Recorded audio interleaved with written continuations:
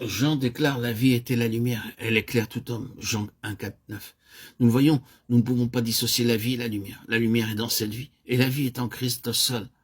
Ainsi Christ est la lumière, parce qu'il est la vie.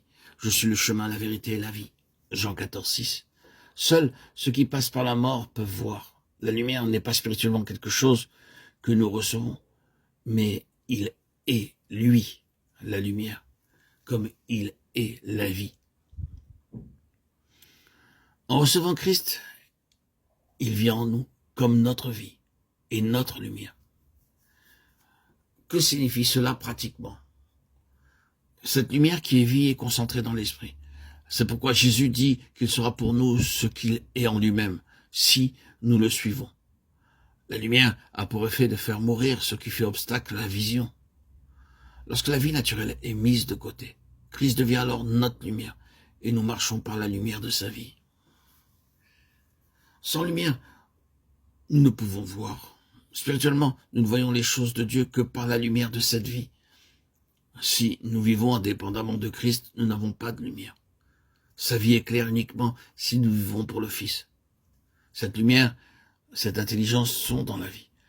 Nous ne pouvons rien connaître de nous-mêmes ni de Christ, à moins de demeurer en lui par la foi.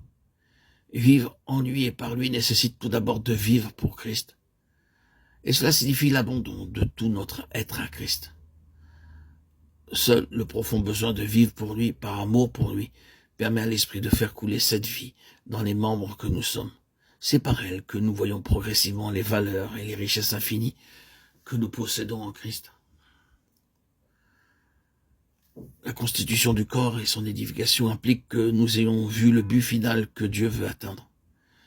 Il nous faut être très au clair quant à ce but, à savoir Christ formé dans les saints et un corps vivant de lui qui soit l'expression de la manifestation glorieuse de ce qu'il est en lui-même. Or, tout seul ne peut se réaliser sans vision.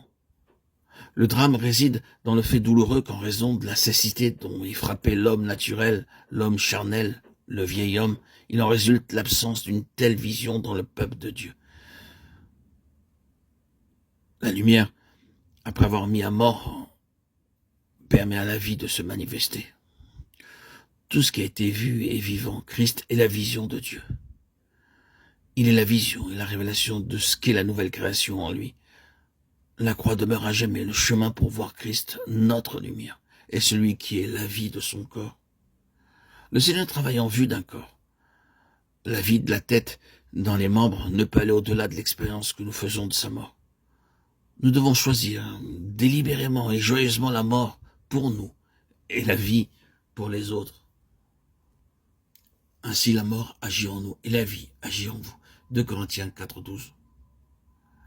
Plus nous mourrons à nous-mêmes, plus la vie a libre cours dans le corps.